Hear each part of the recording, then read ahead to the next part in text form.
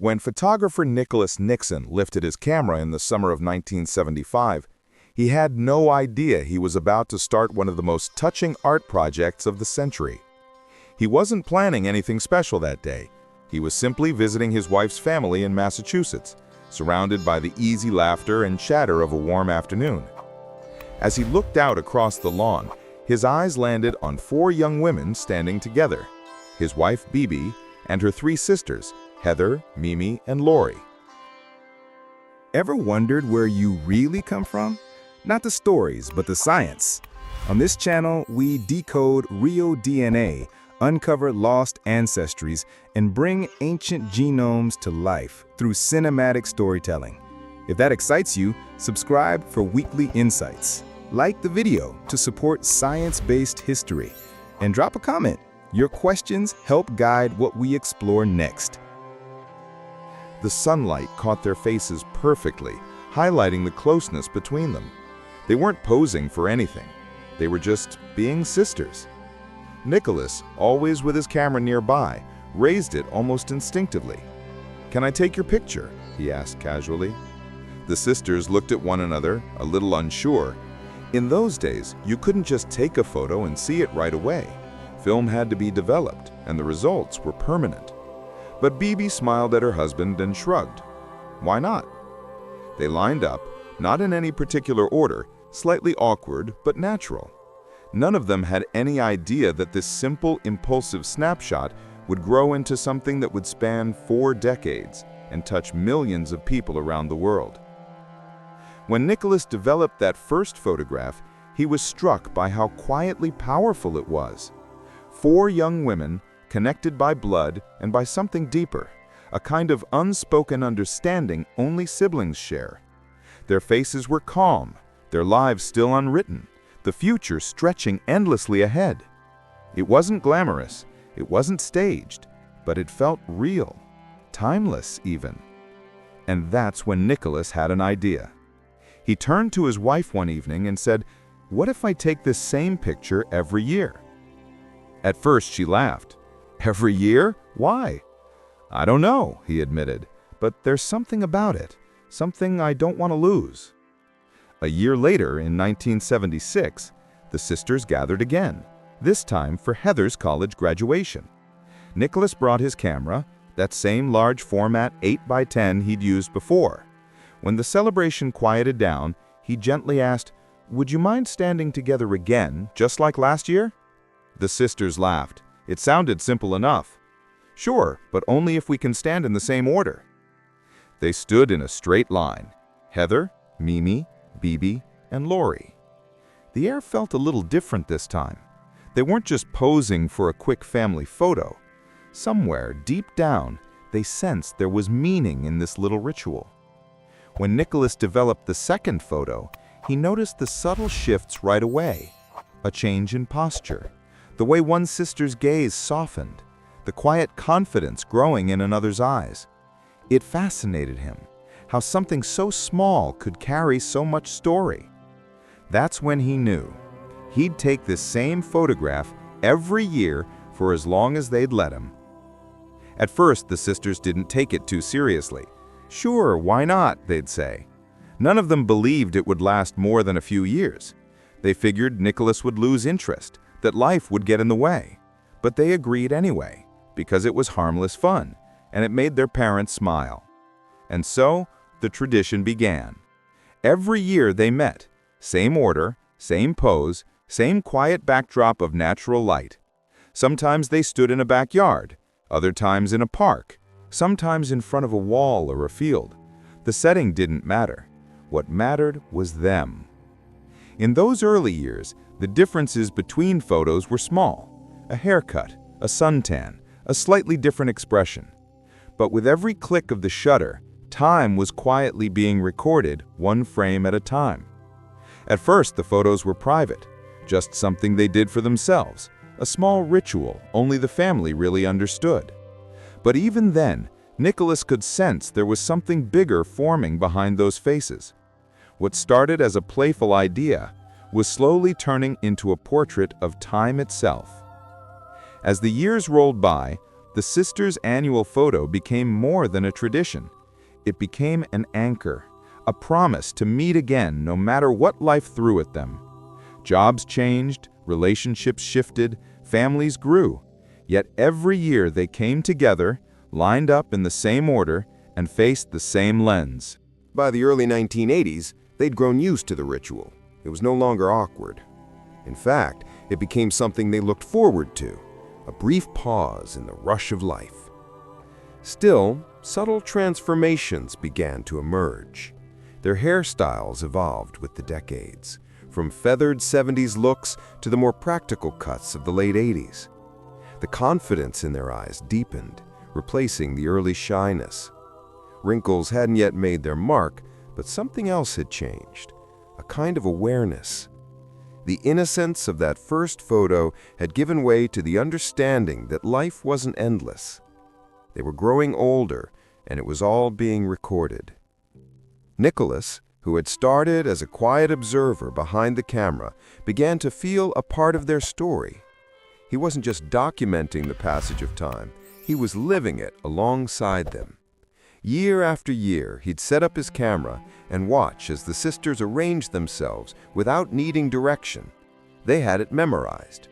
"Same order," Mimi would say with a half smile, "so we don't confuse history." Over time, Nicholas began to see the deeper magic in these images. Each photograph wasn't just about four women, it was about life itself. The small shifts in their faces told stories of love, loss, exhaustion, renewal. He noticed how, in one year, Bibi's smile reached her eyes a little less. Another year, Lori leaned in just slightly more, seeking comfort.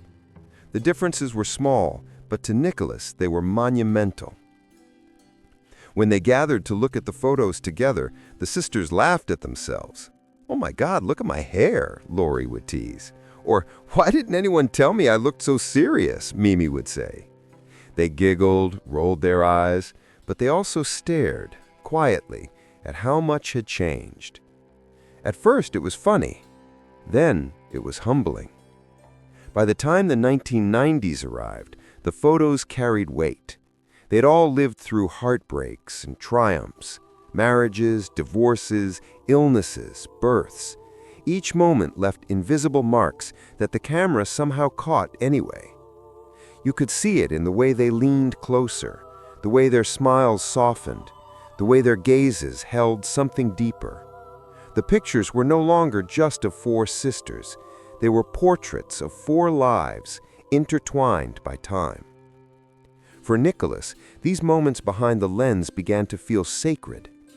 "It's strange," he once said, "to watch time move through other people's faces." And yet he couldn't stop. Each click of the shutter captured something words could never describe. The quiet beauty of aging, the power of connection, and the unspoken comfort of simply standing beside someone who's known you your whole life. By the early 2000s, the sisters had been doing this for more than 25 years. What started as a small family quirk had become a living archive of their lives, one that quietly told a story of time, love, and resilience. Each year's session had its own rhythm. Nicholas would set up his 8x10 camera, that same heavy piece of equipment that had followed them through every decade. The sisters would fall into place naturally now. Heather on the left, then Mimi, then Bibi, then Lori. Same order, same unspoken bond. But something had changed. The once light-hearted process had grown more emotional. They no longer saw the photos as simple portraits. They saw them as proof that they'd lived, changed, survived. Each image carried memories that only they could understand. Heather's quiet strength, the way she stood tall even in years when she'd been struggling.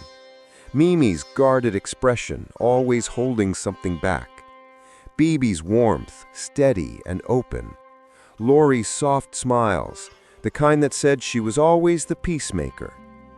Each sister brought her own energy into the frame, and together they told one story, the passage of time and the beauty of staying connected through it. When Nicholas spread the new prints out after each session, they all gathered around the table. In the early years, the decision of which shot to keep was quick. A few laughs, a few jokes, and they'd move on. But by now, it felt different. They studied each frame closely. This one, Heather might say, pointing to a photo where they all looked particularly calm. No, Mimi would add softly, this one feels more real. It wasn't about who looked better anymore. It was about which photo felt true, the one that captured that year's chapter of their lives, even the invisible parts. As the project deepened, so did the relationship between Nicholas and the sisters. He was no longer just BB's husband with a camera. He'd become something more, a witness to their journey, a silent keeper of their years. And in a subtle way, the photos began to reflect that too. In a few of them, you can even see Nicholas's shadow cast across the ground, a quiet reminder that he was part of this story as much as they were. The older the sisters grew, the more open they became in front of the lens. The guarded expressions of the early years gave way to something else, trust. Their eyes now carried history, the kind you can't fake, the kind that only time can create. And yet the power of these images wasn't just in what had changed, but in what had stayed the same. Every year, no matter what, they stood together. Sometimes with joy, sometimes with pain in their hearts, but always together. Through Nicholas's lens, they were aging, but beautifully. Not hiding from it, not resisting it, just allowing it to happen. By the time the project reached 30 years, the sisters began to realize something profound. They weren't just part of an art project anymore. They were part of something far greater, a visual diary of what it means to live and to age, side by side. As the project entered its 4th decade, something remarkable happened. People beyond the family began to notice. Galleries reached out. Magazines wanted to feature the series. Critics called it one of the most quietly powerful photographic works of its time. But the sisters, humble as ever, didn't think of it that way. To them, it was still just our picture, their annual ritual, their shared thread through life. But when the collection was finally displayed publicly, it moved people in ways no one could have predicted. Viewers stood silently before the sequence of images, 4 women, year after year, facing the camera. And they felt something. At first glance, it seemed simple, but as their eyes moved along the wall, photo by photo, they began to feel the years pass too. The brightness of youth slowly giving way to maturity, the lines deepening, the hair silvering, the bodies softening. And yet, the connection between them only seemed to grow stronger. It was like watching time breathe. People wept in front of those images, not because they were sad, but because they were true. The photos reminded them of their own families, their own siblings, their own fleeting years. Every person who looked at the Brown sisters saw themselves reflected there in some way. Their own joys, their own losses, their own passing time. For the sisters, it was surreal. Standing in a gallery watching strangers cry over pictures of their faces was something they never expected. "We didn't set out to make anyone emotional," Lori said in an interview. "We just wanted to be together."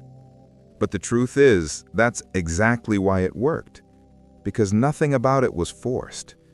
There were no bright lights or fancy clothes, no makeup artists or stylists.